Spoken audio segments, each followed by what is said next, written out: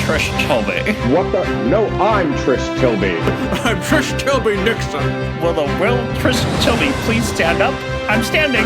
What the? No, I'm Trish Tilby. No, I'm Trish Tilby, and we are live on air.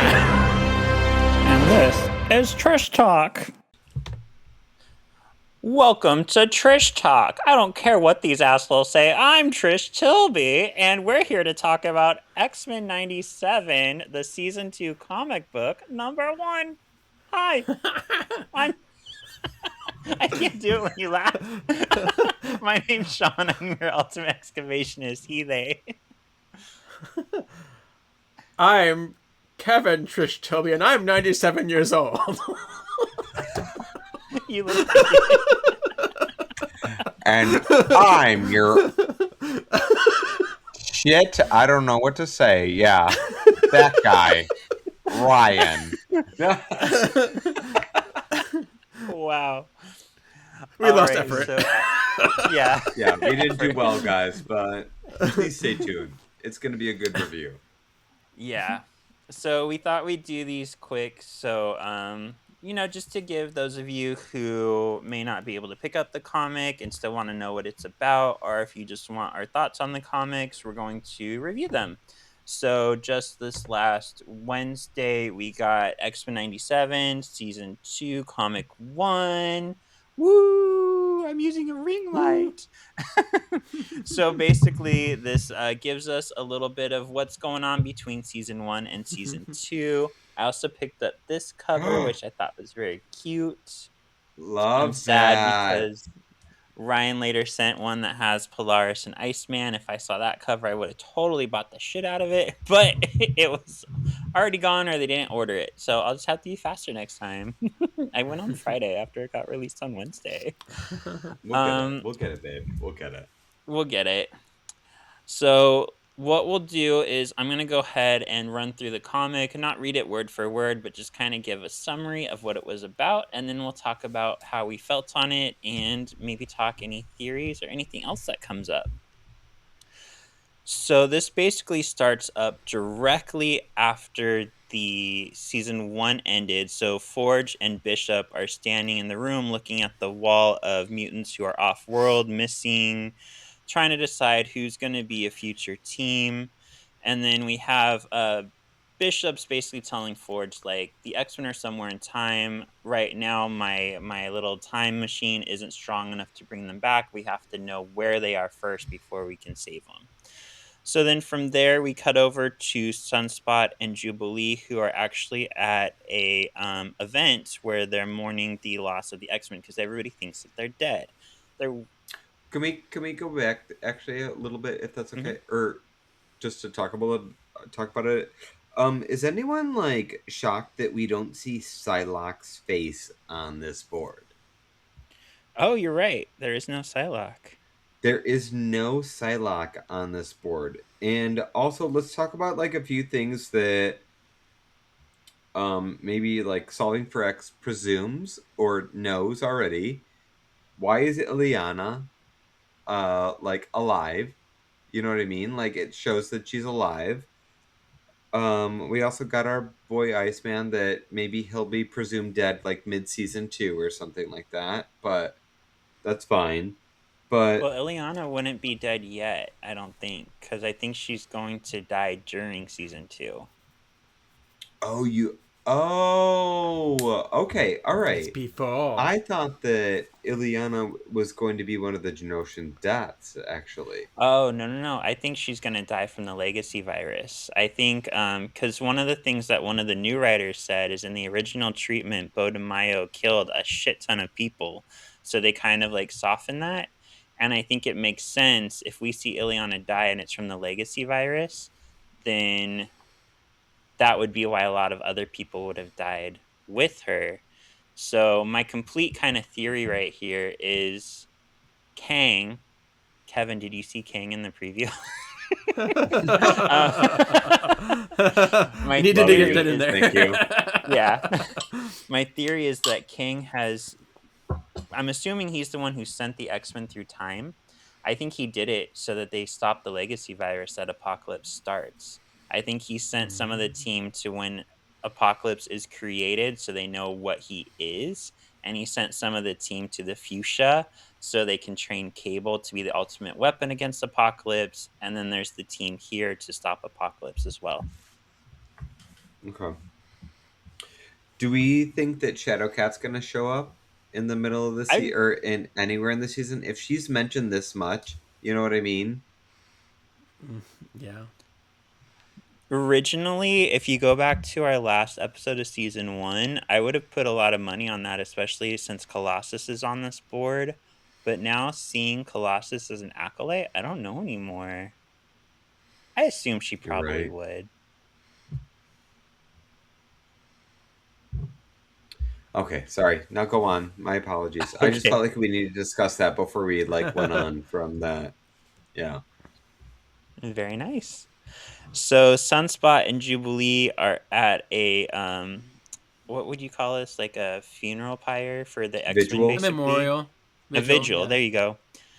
And they're kind of talking about how, the X-Men are gone, how they feel about it, and they come across two mutants. I was so excited for this. We get the introduction of Rusty and Skids into the X-Men universe. Or not the introduction, because they were in an episode with the Purple Man. So this is the Thank you. return of Rusty and Skids. I forgot what that one's called. No, Mutant is an island. No, no, I forgot what it's called. But yeah, where the Purple Man fact check takes over a bunch of kids. So this is neat because they start talking to Rusty and Skids, and then Pyro shows up looking like not discreet at all. He's wearing like a coat over his Pyro outfit. So yeah, he's a mutant. And somebody punches him because he's a mutant, so he starts attacking the crowd. And then we get this is what I liked about season 1. I remember we didn't love the season 1 comics, Kevin, but I do like the characters that are brought into the Mm-hmm. comics Yeah. because we have Pyro, Forearm, Avalanche, Random, and Tempo. So this is Mm-hmm. mostly the Mutant Liberation Front who's kind of teamed up right here. And they get in a fight with Jubilee and Sunspot and kind of just start roughing up the crowd. And then who do we see show up? X Factor. So this is Havoc, Multiple Man, Wolfsbane, Strong Guy, and Polaris. And we find out that none other than Val Cooper is now running X Factor. Forge Yep. is no longer associated with it. So this is very comics accurate, but part of me is like, this bitch just supported a man who tried to murder the Earth, and all the government did was say, "Okay, we're gonna move you to a mutant team." But I mean, we Honestly see that though, happen like every day. think about it Mm-hmm. from like a corporate level being like, oh, you know how to actually like deal with mutants. You could do this. Done. You're doing this. This is what you do. Or you're fired. Yep, Done. exactly. So we get this really cool battle where we get to see X Factor against the MLF. Basically, at the end, Havoc comes to Rusty and Skids, and because he is nicknamed Bitch Boy Summers, even though Rusty and Skids are like, we're innocent, he has to call in to Val to be like, what should I do here, Val? What's the call? He can't even make a goddamn decision on his own. So Nope. she tells him to collar Rusty and Skids and bring them in with the rest of the mutants. So, actually, I kind of like this format you've accidentally created, Ryan. What do we think about this little segment of the comic? Um, honestly, I like that. Like we're bringing Rusty and Skids back. I really, I'm enjoying it to the extreme. Honestly, like I feel like the other comic did nothing of this. Like where it was like taking characters from previous. It was literally just taking characters that we didn't know or not haven't Just kind of experienced random. in Yeah. the like that's what they were doing, which was awesome though because they were taking people from the 90s that Yeah. like I'm sorry, who is the character that I'm talking about? That Boom girl. Boom ask Sienna Boom Boom Blaze. ask Sienna Sienna Sienna Blaze. Blaze, Blaze, thank yes. you. Sienna Blaze, like, are we ever gonna see her in the animation? Probably not. I really wish we did, but I don't think so. So that's how we got her, and like we're getting. I hope we see more of Rusty and Skids, but unfortunately now with the way that this is going, I don't know if we're going to. Yeah. Like I kind of like this storyline that it's like going along. Like, oh, maybe X Factor has all these mutants that we don't know about that could actually be like amazing mutants that just got scooped up, just like Rusty and Skids. So like I kind of like this storyline. I hope that maybe this storyline. Oh God, I don't know if I just broke this, but um, uh, I don't know if this storyline leads to like all these people that the Xavier or the X Factor like put into an MRD facility or something like that are now going to be Xavier Institute people. Mm, And interesting. that's where it's gonna lead into, because if you think about it, 97, 98, that's right where we were at, where Grant Morrison took over, where it was a school. Mm-hmm. That's a very good point. And Yeah. you're right. And I forgot to say this, but this was written by Steve Fox, artist Salva Espin, colorist Matt Mila, and letterer VC's Joe Sabino. So Steve Fox also did season one, and what I suspect happened is I feel like Marvel gave him nothing for season one. They're like, write Right. a comic, basically Jean's pregnant, go. And this time I feel Yeah. like even if Marvel hasn't given him more information, he has enough from season one to speculate where it's gonna go. So Hmm. this feels much more like a tie-in than season one did. Would you agree, Kev? Yeah. Yeah. Absolutely. Like it feels more cohesive and like part of something. Yeah. Now that they've like put the characters out, we know who they are. I feel like Yeah. they gave him more to work with. Yep. This is probably everybody's favorite scene. So, Sunspot and Jubilee are on the run. Suddenly, a limo pulls up, and oh, it's Sunspot's mom here to help them. This was so sweet. I'm like, look at who's showing up for her son. And she's like, "Hi, honey. Basically, like you were on the news and you like were fighting sentinels and like you brought a lot of attention to our family and like we're not like an attention family or whatever. So like when there's a cure and you're cured, you can be part of this family, but until then you're not part of this family." And then she bounces. She like Yeah. basically disowns her son and then she bounces in And we her cut you limo. off. None of our money is for you. Yeah. Goodbye.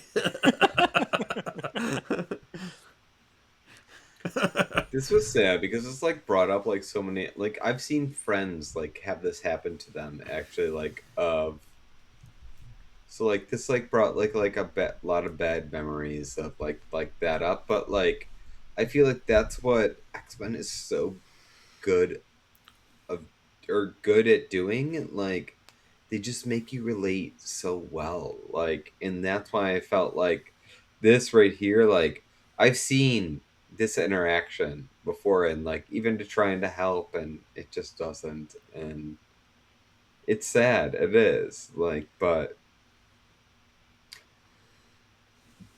the, Yeah.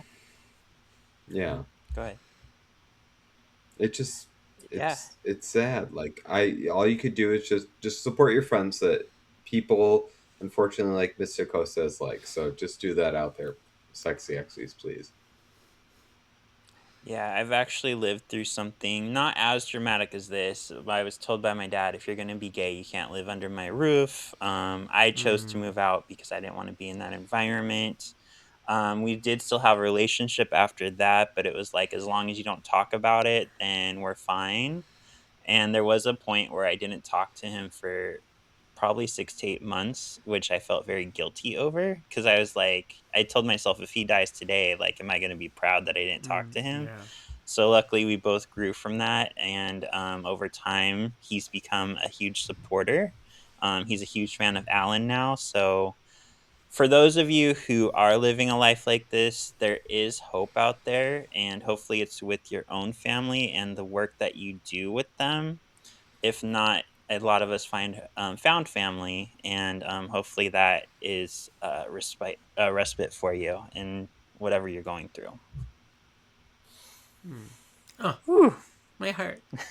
Wow, that was beautifully said, Sean. That really was. So thank you so much for saying that. Yeah. Yeah. You're welcome. You brought it out of me, girl. But speaking of girls bringing it Happy out, Pride. Cable's here. Yeah, happy Pride. So Cable's watching this whole thing. He's watching Sunspot and Jubes basically be left in an alley, and he's like, "Hmm, My I wonder what he's glasses. thinking." Yeah. So next scene, we get three mutants running through the streets. We see that Archangel is actually following them, and Cable is still being a creeper here. He's watching.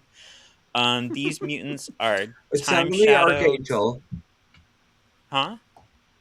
Sound on the Archangel watching them. Yeah, Archangel and Cable. Cable's watching. Yeah. And Psylocke. Oh, I see Psylocke. Yes. Yes, I hear you. Yeah. Yeah, Psylocke's following Sorry. them In too. the shadows. Look, she's not on the board. I'm already forgetting her. Quick. So their names are Tower, Time Shadow, and Stinger, and they're running from Archangel Psylocke. Cable's watching. What's fun is they mentioned Frenzy, and this is very calculated because this is the Alliance of Evil. They actually first showed up as a group working for Apocalypse before he got his four horsemen. So this was very precise that they put these mutants together. Did you pick up on that, Ray? Until they mentioned Frenzy, honestly, until I did, yeah, honestly, you know what, Sean? You get all credit. You get all credit. Yeah, Oh, I really didn't. I didn't. Yeah. When they well, said I had to Frenzy, I look was it like, up oh, too. it's acolyte material. It's acolyte material. Oh, Yeah. yeah, when she first showed up, she was working for Apocalypse, and then she became an acolyte after that. I completely forgot about these four. I had to look it up, but once I saw it, I was like, oh, yeah. So they are attacked by Archangel and Psylocke, who easily dispatch them. How And then astute. since that was a short scene, what was that? How astute. How astute. Since that was a short scene, we go to Meanwhile Upstate, and they're bringing in Pyro, Avalanche, and Forearm. The X Factor are bringing them in. And suddenly, a purple cape is seen flying from above. Obviously, it's Magneto, right? It lifts the truck off the ground and crashes it. And then some acolytes come and beat up the X Factor.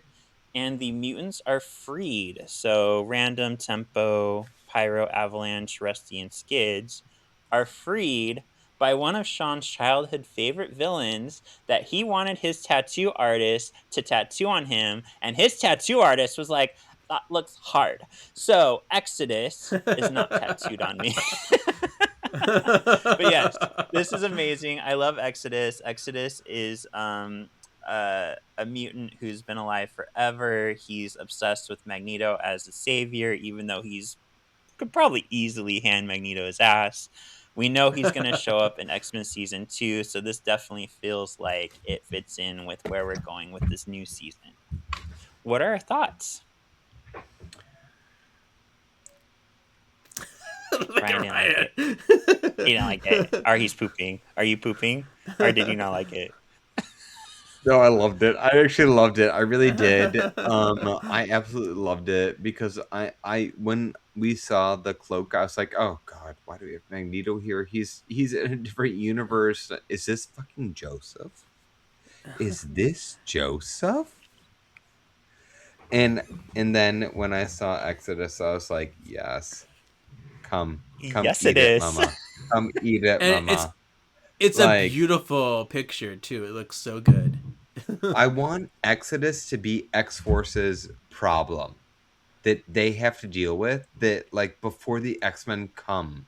Like, you know what I mean? Like, you know how like there always has to be like 2 to 3 stories in like a 30-minute, you know what I mean? So like I hope that one story is like oh, this, and then us like building X Force to make whatever.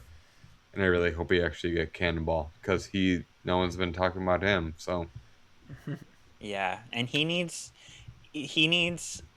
um I forget words, you know that. Justice for his hair. He is not brunette, he's blonde. See, details. just like this. Mhm. Yep. So yeah, I also really enjoyed this comic. It's exciting to see like things being formed. I haven't even told you sexy sexies about the preview for the next issue and what we have coming. So we'll get there in a second. But yeah, this feels like if you But miss let's talk reading this, about. you're only getting half the story. Can we also talk about though that we haven't discussed the alternate uh, cover options? Yeah, take us through them. Well, Sexy X's, if you've been following us on Instagram, you've known that we actually shared this on our profile story, but there is an alternative version of the X-Men 97 season 2 comic number 1 that has Polaris and Iceman hugging each other. So we'll leave that with you. Yeah. Yeah. So I'll unveil with the last screen is the next comic, which doesn't come out until the first week of July. We have to wait a whole month for this, which really surprised me. I was getting ready to go to the comic store tomorrow to Oh get number man. 2. I know. So on this cover it Sweetie, you shows know how Marvel Cable. does. Yeah. I know. Make you wait. It shows Cable leading Archangel Psylocke, Sunspot in the X-Force outfit that we know is going to be in season 2, and Jubilee in what looks very similar to her Gen X costume. Her hair seems a little bit It longer is too. very similar to her Gen X costume. I really hope that they add the yellow like shin guards, stuff like that. Like that would like Hmm. complete everything and then make it. That's all they need to do. So, do you think in the comic they're going to add Siren to the team? Or do you think they're going to save that for the show? I think that was a secret to the show that was supposed to be revealed then. So it's kind of like solidifying that Siren is going to be the third, like, come back to me, father. You know what I mean? Mhm. Yeah. Like Okay. the conduit to pull him back. You know what I mean? Yeah. Kevin, what do you think of this version of X-Force? Are you a fan? Do you hate it? Do you want to come all over it? Do you want to put it in your butt and fart? Like, how do we feel? uh, I'm excited. I mean, I don't have any. I don't know. Like, I hope so. Like, I've no like history that I like need to see something. I'm just excited as what I'm gonna get. I think they look pretty cool. So, yeah, I'm here for it. Yeah, so just for context, of course, Sunspot was on the original X Force. Because they were New Mutants that transitioned to X Force. He was on New Mutants from the beginning and transitioned to the first X Force team. Um, Psylocke and Archangel never were on X Force with Cable, but they were on Wolverine's X Mm. Force. Jubilee's the only one here who has never been on an X Force team, but Oh, so that's exciting. I think it fits for the show because she's so similar to Boom Mm-hmm. Boom. She's stuck here with Sunspot while all the other X-Men are gone. So this makes complete sense to Mm-hmm. me that she would join Yeah, X-Force. and she's with Sunspot, ride or die all the way through. So, Yeah.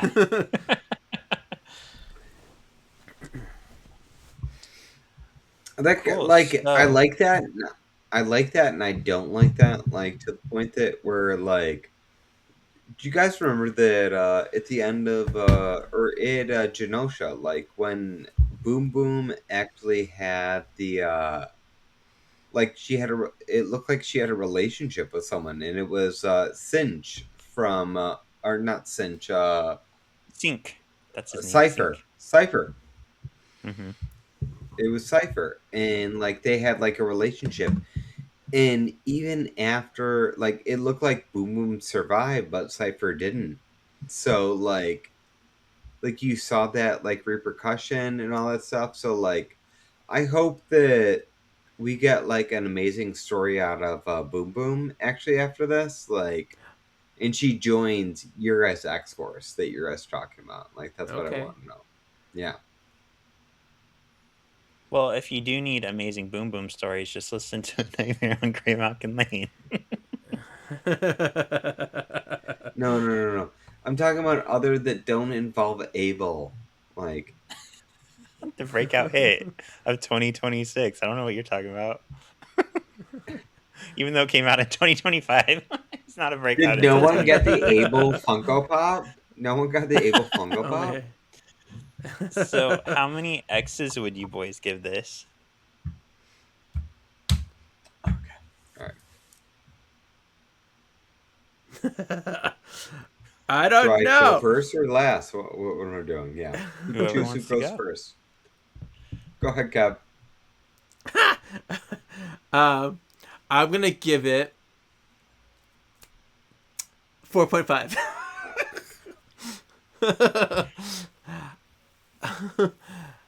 Why? I like when it's starting up. I like that it feels like it could be this could be an episode that like starts the series. Like it feels like it just is so seamless and so inventive and nice. So I'm gonna yeah 4.5.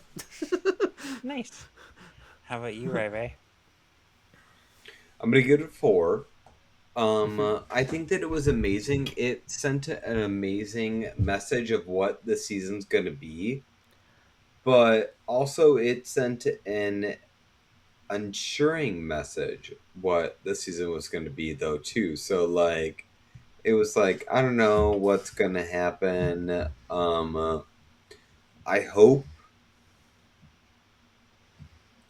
Uh, I don't know. I'm hoping for good things. Fingers crossed. Okay. I I'm don't want to giving say it. anything. Yeah, What don't you want to say? I don't want to say anything. Fingers Okay. crossed. It's a good I'm giving episode. it It's a five good X's. season. I thought this was a perfect start to the comics. I think it teases perfectly what we're gonna get in the season. So I was very happy with it. Maybe it's just because I didn't like the season one comics so much that this one's already hitting It's for me. improvement, such an improvement. Yeah, Yeah. yeah. I will admit this was a 5 though too. Like it really has to be like you can't say anything else. Like it literally like led everything up to it, and now I feel like all right, you gave us this, and when was the next one? It's like July. August. So No, July. oh,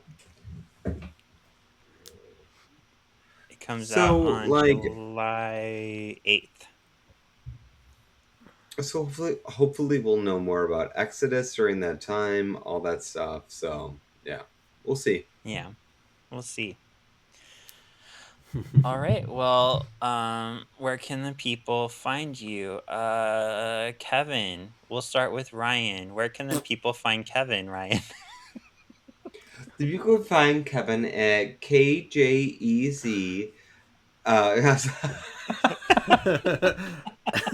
I say that right? Did I say it right? Yeah. It's two E's. You were It's close. two E's. Oh, okay. Well, I got it really right. I got it kind of right.